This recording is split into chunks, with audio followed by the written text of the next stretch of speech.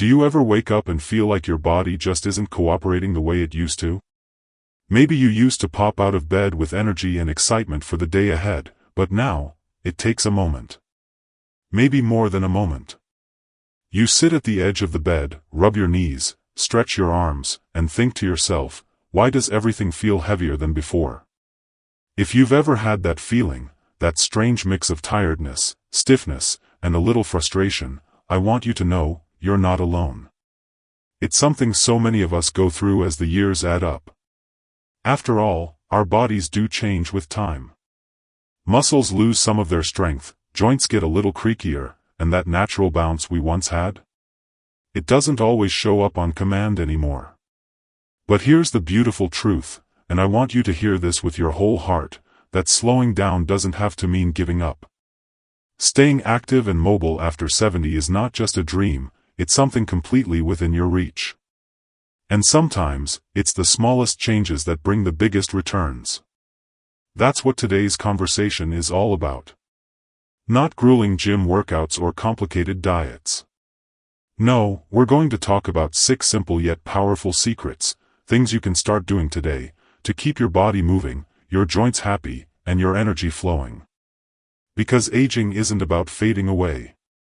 It's about learning how to glow differently, more gently, more wisely. And if you enjoy this kind of peaceful, meaningful content about health, psychology, and living well after 60, don't forget to give this video a like, a share, and hit that subscribe button. I'm on a little journey to reach 1,000 subscribers, not just for numbers, but to build a cozy community where we can grow stronger together. Now, let's begin with the first secret, one that's easy to overlook, yet can transform the way you move through your entire day. Have you ever noticed how a cat stretches after waking up? It doesn't rush. It doesn't jump into action. It elongates its body, breathes into its limbs, and gently eases itself into motion. That's your first secret. Begin each day with a slow, intentional stretch. Not just for your muscles, but for your mind. There's something almost sacred about those first few minutes after you wake up. Instead of reaching for your phone or heading straight to the kitchen, try sitting at the edge of your bed, planting your feet on the floor, and letting your body slowly open up. Reach your arms overhead. Gently twist side to side. Roll your ankles and circle your wrists. Breathe deeply. This quiet ritual doesn't take long, maybe 2 or 3 minutes, but it signals to your body, hey, we're moving into the day now, and we're doing it with kindness. And here's the amazing part. That tiny moment of stretching can help increase blood flow, lubricate your joints, and reduce that stiff, heavy feeling that makes mornings so difficult. It might sound simple, but in the world of mobility after 70, simple is powerful. Simple is safe. Simple is sustainable. Now imagine following that stretch with a gentle walk, not a fast-paced march, not a race to anywhere, but a peaceful, mindful walk. Maybe around your garden. Maybe just to the end of your street and back.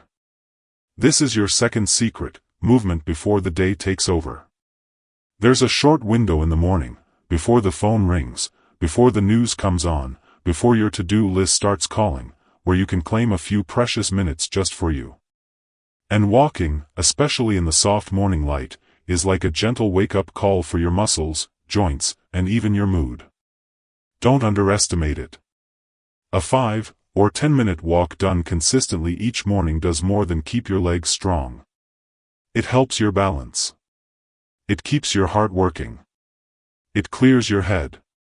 And over time, it becomes a kind of quiet anchor, something you can return to no matter how chaotic the rest of the day may get.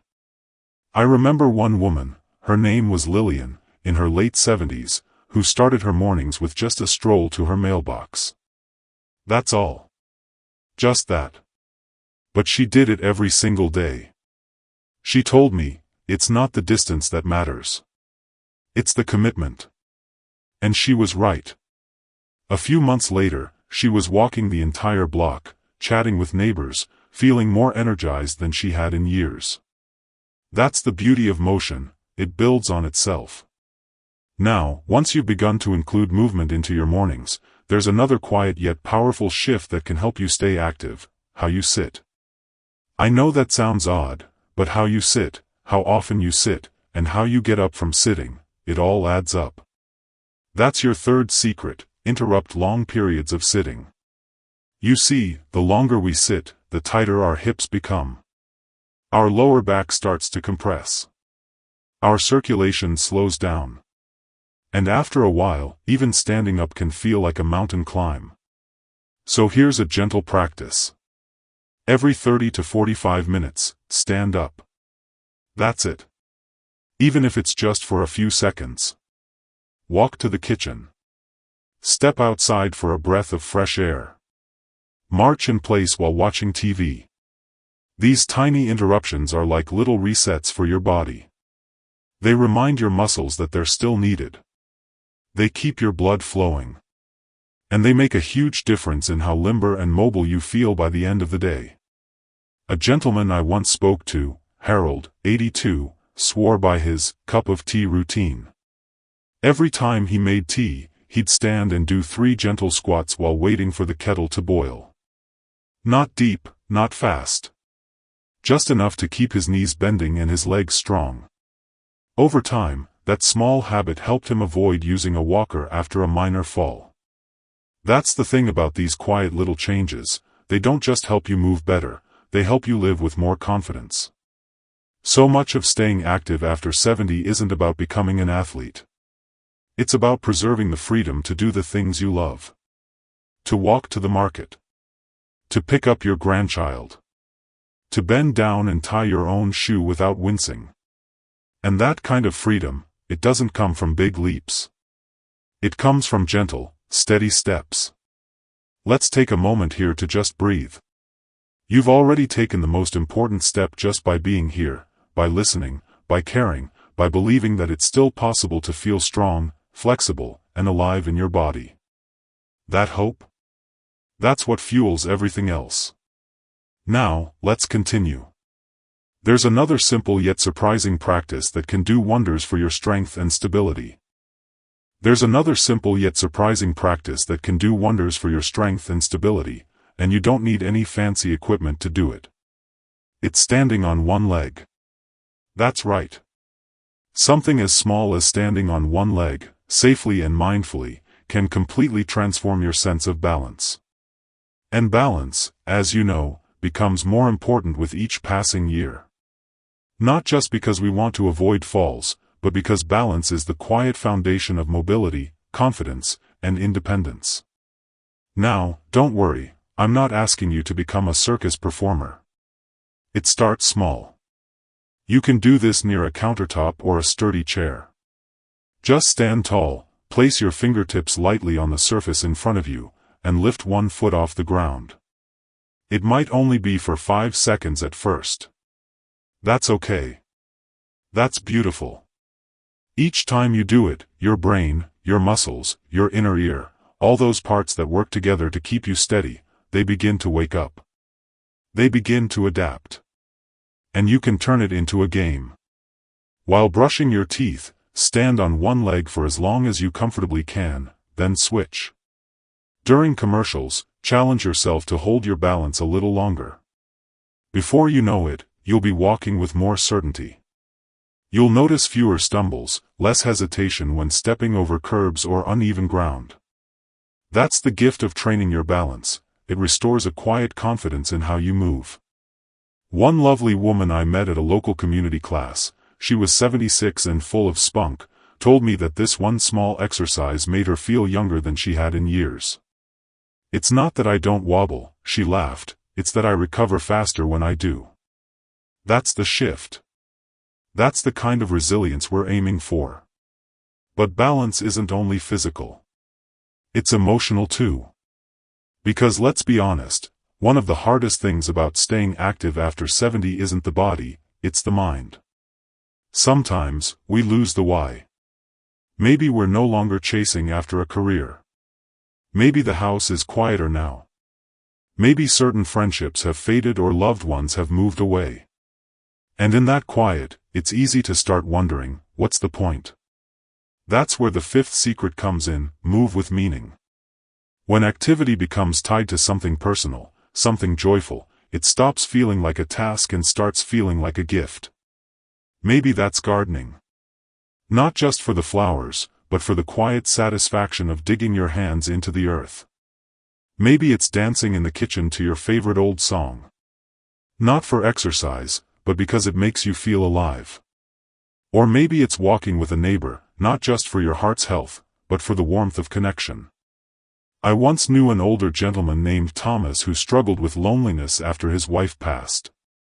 He had no desire to go to the gym or join a walking club. But he began volunteering at a local animal shelter. It started with just sitting and petting the cats. Eventually, he began walking the dogs, gently at first, then more confidently. He told me, "I didn't realize how much I needed something to care about. And now, they get me moving without even trying." That's the power of meaningful movement. It gives your body direction. It gives your spirit a reason to rise. Sometimes we think activity needs to be scheduled, structured, disciplined. But often, the best movement is the kind that feels like play. The kind that makes you smile while you're doing it, and even more when it becomes part of your life. And the most beautiful thing? It doesn't matter when you start. It only matters that you do. Now, as we keep walking this path together, I want to bring up something that often gets left out of conversations about mobility. It's not your knees or your back or your feet. It's your breath. Yes, your breath. The sixth secret is one of the most overlooked, yet most powerful tools for staying mobile, conscious, full, intentional breathing. Here's why it matters. When we breathe shallowly, which many of us do without even realizing, our bodies stay tense. Our shoulders rise, our neck stiffens, our energy gets trapped in the upper chest. But when we breathe deeply, down into the belly, everything starts to loosen. Muscles relax. Joints unlock. Movement flows more easily. It's as if the body suddenly remembers, "Oh, I can soften. I don't have to hold so tightly." And here's something you can try right now. Sit upright. Gently close your eyes if you like. Inhale slowly through your nose, feeling your belly expand like a balloon. Hold that breath for just a second or two, and then exhale slowly through your mouth. Let your shoulders drop. Let your jaw relax. Let your body be heavy for a moment. Do that 3 times in a row. That's it. Just 3 slow, deep breaths. Can you feel the shift? This kind of breathing, practiced even for just a minute a few times a day, is like oil for the gears of your body. It supports your circulation, eases tension, and improves posture. It even helps with coordination and focus. And best of all, you can do it anywhere, anytime. No equipment. No schedule. Just you and your breath. I remember sitting with a woman in her early 80s who had trouble with pain in her hips. We talked about movement and stretching, but what really shifted things for her was breathing. She told me, "I never realized I'd been holding my breath for years." And once she began softening into her body through breath, she started walking a little farther. Standing a little taller. Smiling a little more. That's the ripple effect of treating yourself gently. It spreads into every part of your day. So, here we are, gently stretching, walking with intention, standing with balance, moving with meaning, and breathing with awareness. Not a single one of these habits requires youth. Not one of them demands perfection. What they ask for is presence. A quiet willingness to show up for yourself, a little more each day. You don't need to be the strongest. You don't need to go the farthest. You just need to keep going, with grace, with patience, and with the quiet knowing that your body is still your home, and it's worth taking care of. Let's keep walking this path together. There's still one more step, one final, gentle truth to share. There's still one more step, one final, gentle truth to share. And it's not a physical action. It's not a stretch or a pose or a type of food. It's something quieter, deeper. Something that lives just beneath the surface of everything we've already talked about. It's your mindset. Because the sixth and most powerful secret to staying active and mobile after 70 is believing that you still can. That may sound simple, but if you've ever struggled with discouragement, or doubted your body, or looked in the mirror and wondered if your best years are behind you, then you know how hard it can be to keep that belief alive. And yet, it's the thread that holds everything together. Without it, even the most well-planned routine falls apart. With it, even the smallest steps feel like progress. We are, in so many ways, the stories we tell ourselves. And the story we often absorb as we get older is one of limitation. We're told to sit more, rest more, slow down, be careful. And yes, rest has its place. Caution is wise. But that doesn't mean we're meant to stop living in our own skin. That doesn't mean we give up on movement, on energy, on joy. I once spoke with a man named Jorge, 79 years old, deeply kind, with the kind of eyes that held stories going back decades. He had been an avid cyclist when he was younger, but after a series of small injuries and a bout of depression, he gave up on the idea of movement altogether. It felt like that chapter was closed, he said. Like my body had turned the page without me.